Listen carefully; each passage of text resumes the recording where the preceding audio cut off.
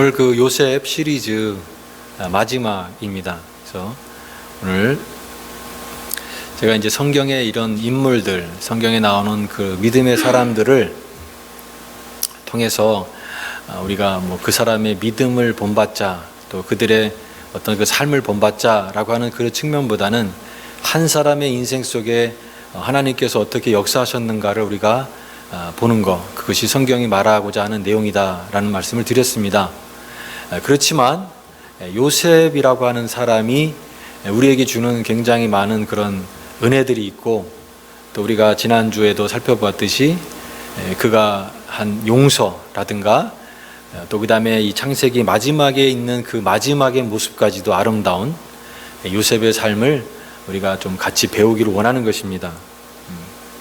그래서 어떤 사람이 얼마나 이 대단한 사람이었느냐, 대단한 그런 일을 했는가라고 하는 그런 측면보다는 잘 마친 인생, 그 믿음을 끝까지 지키고 그 믿음 안에서 마지막 삶이 아름다운 사람, 그것이 진정한 그 믿음의 사람의 모습이다라는 거죠. 그래서 우리가 어떤 방향이든 뭐 내가 이 세상에서 큰 대단한 일을 하겠다라고 하는 그런 것도 좋겠지만 마지막이 아름다울 수만 있다면 그것이 참 하나님 앞에 가장 복된 인생이다라고 생각이 됩니다. 요셉의 믿음은 한마디로 얘기하면 하나님의 인도를 받는 그런 믿음이었다. 물론 처음부터 그가 그렇게 한 것은 아니죠. 그러나 삶을 살아가면서 인생 속의 과정 속에 그런 하나님의 그런 인도를 받는 것을 볼 수가 있습니다. 어떤 사람은 자기의 꿈이 굉장히 중요하다고 생각이 됩니다. 그래서 자기의 꿈을 이루기 위해서 하나님께서 도와달라고 그렇게 얘기도 합니다. 그러나 우리가 성경을 통해서 배우는 것은 뭐냐면, 나의 꿈이 하나님의 꿈이 아니라 하나님의 꿈이 나의 꿈이 되어야 된다라고 하는 것입니다. 다른 말로 하면 나의 인생 속에 하나님께서 원하시는 그것을 발견하고 그 길을 걸어갈 수 있는 것, 그것이 바로 순종의 삶이고 오늘 믿음의 많은 사람들이 걸어갔던 그 길이라는 것이죠.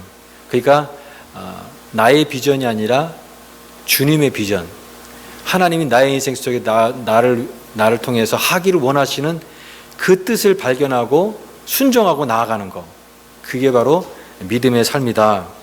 그래서 요셉의 삶이 우리에게 참 위로가 되고 참 은혜가 되는 것은, 요셉은 처음에는 우는 사람이었습니다. 많은 눈물을 흘릴 수밖에 없는 그런 고난과 또 억울함과 아픔을 겪었지만, 그러나 오늘 창세기 50장에서 만나는 이 요셉은 마지막에 웃는 사람이었다는 거죠. 그래서 오늘 설교 말씀처럼 진정한 승리자가 됐다라는 것입니다. 저는 우리 모든 믿음의 성도들이 지금의 인생도 참 복되게 잘 돼야 되겠지만, 이 마지막에 정말 웃을 수 있는, 하나님 앞에서 참 잘 마쳤다, 내가 최후의 승리를 했구나, 그 마지막에 아름다운 그 웃을 수 있는 진정한 승자들, 진정한 믿음의 승자들이 될 수 있기를 바랍니다. 그것이 바로 마지막이 참 중요하다라는 거예요. 마지막이 웃을 수 있다면 지금 내가 고난을 겪고 지금 내가 오해를 경험하고 또 많은 그런 이해할 수 없는 혼돈이 있다 할지라도 마지막이 확실하다고 한다면 내가 겪는 이 과정도 하나의 과정일 수 있고 어떤 의미에서는 훈련일 수 있고 또 그 안에 들어있는 하나님의 그 섭리가 있다라는 것이죠.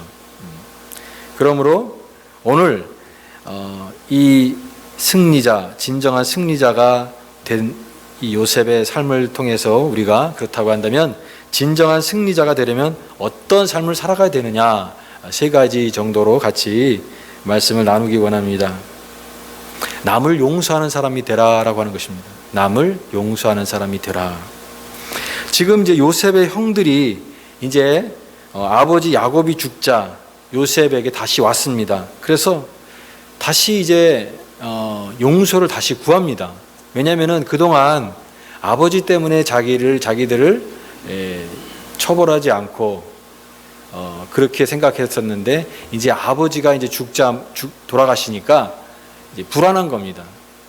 혹시나 또 요셉이 자기들의 그 옛날 일을 기억하고 다시 처벌을 하지 않을까, 보복을 하지 않을까. 그래서 오늘 말씀 보니까 요셉 앞에 무릎을 꿇고 와서 우리는 당신의 종입니다.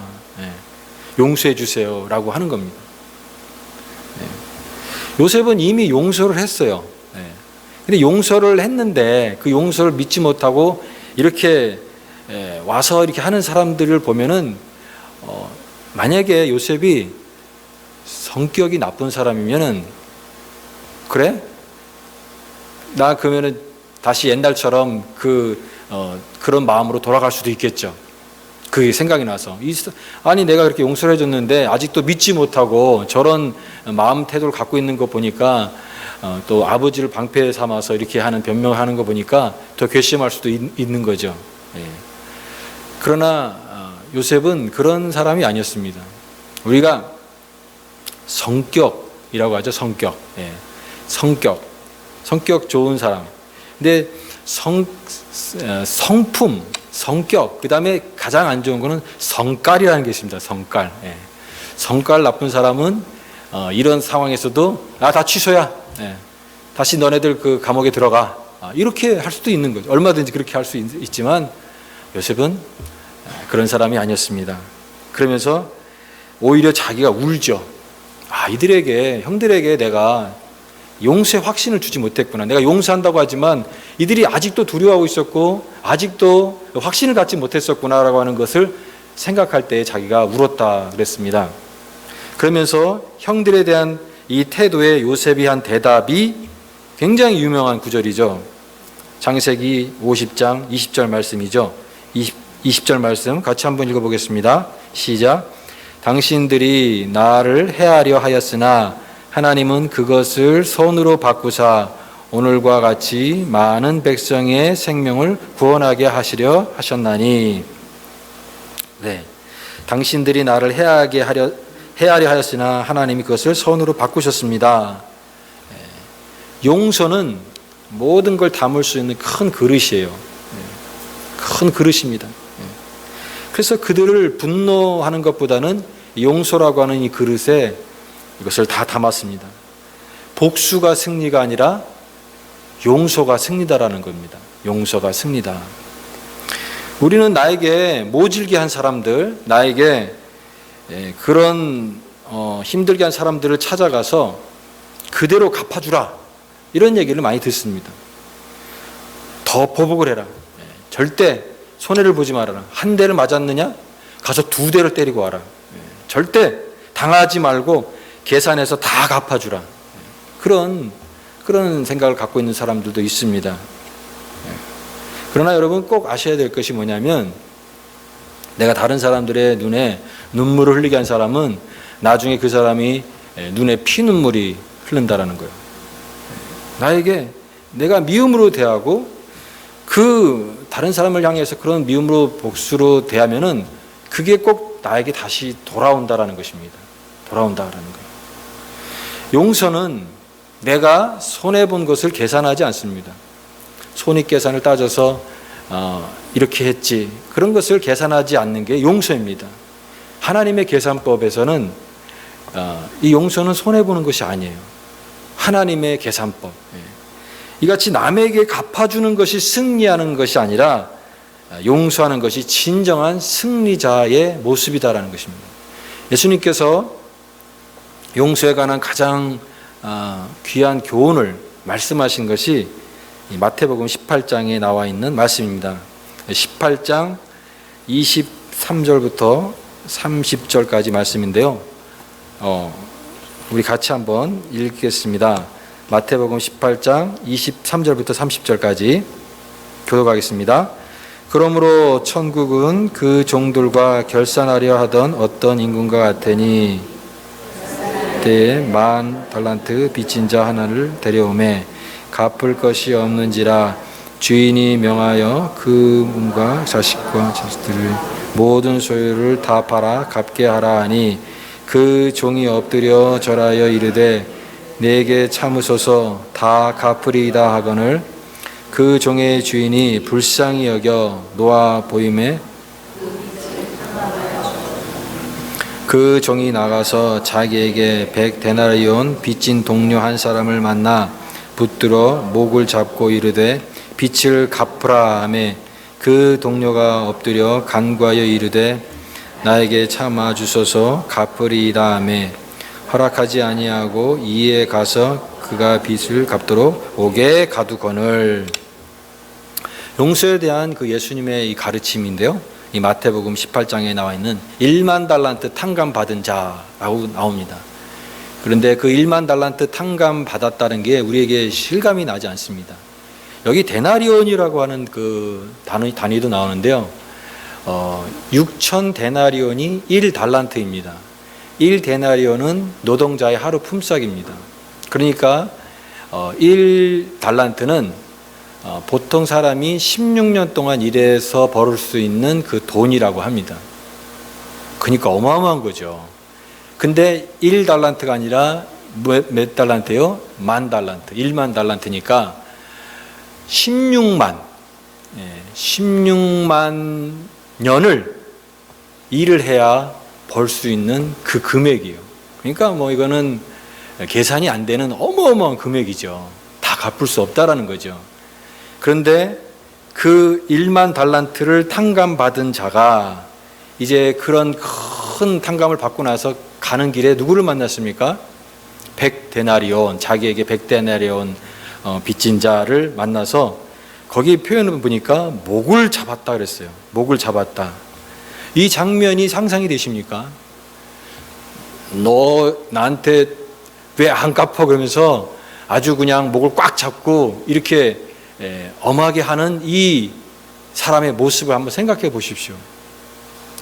왜 이 사람이 이렇게 할까라는 많은 해석이 있을 수 있지만요, 가장 또 저한테 이렇게 와닿았던 게 뭐냐면, 이 사람이 이 1만 달란트를 엄청난 것을 탕감받은 것을 믿지 못했다라는 거예요. 그러니까 이것을 믿지 못했기 때문에 자기에게 있는 그 100데나리온을 빚진 자를 졸라서라도, 목을 잡아서라도 그 빚을 갚아서 내가 갚아야 되는데 라고 하는 이 부채의식이 아직도 있는 그런 사람이었던 거죠. 여러분, 영적으로 이거 해석하면은 우리는 하나님의 놀라운 은혜를 경험한 사람들이잖아요. 그러니까 기본적으로 우리의 신앙생활의 가장 베이직이 뭐냐면 어마어마한 용서를 받은 사람이다라는 거예요. 은혜를 경험한 사람. 하나님의 그 놀라운 은혜를 내가 매일매일 경험하는 그런 믿음의 사람이 되지 않으면 우리는 다른 사람을 용서할 수 없다라는 거예요. 진정한 의미에서. 우리 안에, 심령 안에 이 용서의 은혜를 누리지 못하는 사람은 겉으로는 용서한다고 하지만 우리 안에 있는 참된 용서를 하지 못하는 그런 모습이 될 수밖에 없다. 그러므로 우리가 신앙생활을 할 때 항상 내 안에 하나님의 은혜가 있어야 됩니다. 은혜가 메마르면 우리는 나 자신도 상처를 줄 뿐만 아니라 다른 사람에게도 상처를 줄 수 있는 그런 사람이 될 수밖에 없다라는 것입니다. 그러므로 진정한 용서받은 자, 하나님의 그 은혜를 경험한 사람은 다른 사람을 용서하는 사람이다라는 것입니다. 여러분, 그것이 용서하는 자가 승리하는 자이고 은혜를 아는 자가 되는 것입니다. 다른 사람에게 그걸 되갚아주는 것이 승리하는 게 아니에요. 다른 사람에게 더 강하게 그렇게 보복을 하는 것이 승리하는 것이 아니에요. 용서하고 모든 것을 하나님 은혜 가운데 잘 마무리하는 그 인생이 진정한 승리자가 되는 줄 믿습니다. 이와 같은 믿음의 모습이 오늘 요셉을 통하여 우리에게 보여주고 있습니다. 두 번째로는 자신의 것으로 은혜를 베푸는 자가 진정한 승리자다라는 것입니다. 어떤 사람들은 자기의 인생관을 이렇게 얘기합니다. 나는 다른 사람에게 도움도 받지 않고 도움도 주지 않을 거다. 누구한테 도움 받지도 말고 나도 힘든데 도움 주지도 말자. 어떻게 보면 그런 인생이 문제가 별로 없어 보여요. 그냥 도움 받지도 않고 도움 주지도 않는. 그러나 하나님의 은혜를 믿는 우리는 그런 인생이 아니라 베푸는 인생인 것이죠. 하나를 더 얹는 인생이 되어야 된다는 것입니다. 어떻게 보면은 손을 펴라라고 얘기하죠. 손을 움켜쥐지 말고 손을 펴라. 다른 사람이 다가오기를 기다리지 말고 네가 먼저 다가서라라고 하는 것입니다. 공평하게 균형을 맞추는 사람이 아니라 때로는 우리가 손해를 볼 수도 있는 것을 각오하지만 그것이 하나님의 뜻이다라는 것입니다. 21절 말씀 보니까 요셉이 형들에게 안심을 시킨 이후에 하나를 더 베푸는 그런 모습 볼 수가 있습니다. 내가 당신들과 당신의 자녀를 기르리이다. 21절 말씀이죠. 그가 은혜를 용서를 베풀었고 그렇게 은혜를 베풀지 않아도 돼요. 그럴 이유가 특별히 없습니다. 그러나 은혜를 베풀어요. 내가 당신들 돌보고 당신들의 자녀들도 잘 돌보겠습니다 라고 얘기합니다. 우리말에 곳간에서 인심난다라는 말이 있습니다. 곳간에서 인심난다. 그러니까 사람이 다른 사람을 대하는 태도를 보면은 그 사람의 마음에 여유가 있고 또 그런 좀 여러 가지 그런 부분이 풍족할 때에 다른 사람들을 이렇게 넉넉하게 대할 수 있는 그런 마음이 된다라는 거예요. 그런데 자기가 아무것도 없는 그런 사람이면 다른 사람들 눈치를 봅니다. 눈치를 보게 되고 위축될 수밖에 없는 거예요. 여러분, 그런 의미에서 이 영적인 삶도 마찬가지라고 생각이 됩니다. 우리 안에 여유가 있고 내 안에 하나님의 그 은혜가 있으면은 다른 사람들을 향해서 이런 넉넉한 마음이 나온다라는 것입니다. 그것이 믿는 자의 성숙한 모습이에요. 성숙한 모습. 제가 최근에 들은 말 중에 꼭 성경 말씀만 은혜 받는 게 아니라 그냥 이렇게 듣는 말 중에서 은혜스러운 말이 있잖아요. 그게 뭐냐면 나이가 들수록 입은 닫고 지갑은 열라라는 말이에요. 참 그 말이 참 은혜스럽더라고요. 아, 은혜스럽다. 진짜 그래요. 아, 나도 그런 사람이 돼야 되는데 라는 생각이 듭니다. 근데 반대로 생각해 보세요. 나이가 들수록 자꾸 말은 많아지고 인색해지고 점점 더 인색해진 사람, 그 사람은 그 은혜스러운 사람의 모습이 아니죠. 정말 이 나이가 들수록 또 이게 베풀 수 있는 이 마음의 여유, 그런 인생이 되어야 된다는 거예요. 이 베푼다라는 것이 단지 물질만이겠습니까? 그게 아니라 다른 사람을 위한 마음, 그 영혼이 정말 잘 되기를 원하는 그런 마음 속에서 나오는 이 베품, 이 베품이 되어야 된다는 것입니다. 우리 마태복음 5장 45절 46절 말씀도 보시기 바랍니다. 같이 한번 읽어보겠습니다. 시작. 너희가 너희를 사랑하는 자를 사랑하면 무슨 상이 있으리요? 세리도 이같이 아니하느냐? 또 너희가 너희 형제에게만 무난하면 남보다 더하는 것이 무엇이냐? 이방인들도 이같이 아니하느냐? How are you different from anyone else? 그렇게 돼 있어요. 뭐가 다르냐라는 거예요. 그렇게 하는 거는 세상 사람들도 다 똑같이 한다라는 거예요. 근데 네가 더한 게 뭐냐? 뭐가 다르냐라고 하는 것입니다. 그건 다 똑같이 한다라는 거예요. 그리스도인의 삶에서 주님이 원하시는 것은 하나를 더 얹는 거예요. 균형을 맞추는 삶이 아니라 내가 더 베푸는 삶을 원하시는 거예요. 그런데 여러분, 우리가 듣는 많은 이야기들이 무엇입니까? 그리스도인들이 더 욕심이 많다라는 거예요. 더 자기만 위하는 그리스도인이 너무 많다는 거예요. 그리스도인이 참 막 좋고 막 은혜스럽고 찬양할 때는 밝은데 오히려 이렇게 마음이 틀어지면은 더 용서하지 못하는 게 그리스도인이다라는 그런 얘기를 들어요. 더 용서하지 못한다. 더 덕이 돼야 되는데 더 덕이 되지 못한다라는 거예요. 더 하는 게 뭐냐? 뭐가 다르냐라는 주님의 말씀이에요. 오늘 21절 말씀에 요셉이 이렇게 말합니다. 당신들은 두려워하지 마소서. 내가 당신들과 당신의 자녀를 기르리이다 하고 그들을 간곡한 말로 위로하였더라. 여러분, 우리는 위로받는 자가 아니라 위로할 수 있는 자가 되어야 된다는 거예요. 정말 그런 사람이 되고 싶어요. 우리는 우리는 위로를 경험한 사람이기 때문에 그렇습니다. 우리는 은혜를 경험한 사람이고 하나님의 놀라운 은혜를 용서를 받은 자이기 때문에 우리는 다른 사람들을 향해서 위로할 수 있고 은혜를 베풀 수 있는 그런 사람이다라는 것입니다. 결국 모든 것을 선한 것으로 바꾸시는 하나님을 믿는 믿음 때문에 우리는 은혜를 베푸는 자입니다. 그러므로 진정한 승리자는 마음의 여유가 있어야 돼요. 마음의 여유의 공간을 가지고 다른 사람들을 받아들일 수 있고 그에게 베풀 수 있는, 친절을 베풀 수 있는 사람, 자신의 것으로 은혜를 베풀 줄 아는 자가 진정한 승리자가 된다라고 하는 것입니다. 마지막, 진정한 승리자의 삶의 모습은 마지막에서 나타납니다. 마지막에서 나타납니다. 이 창세기는 위대한 시작의 책입니다. 모든 시작의 책인데 이 맨 마지막에서는 믿음의 사람의 모습이 끝을 맺고 있죠.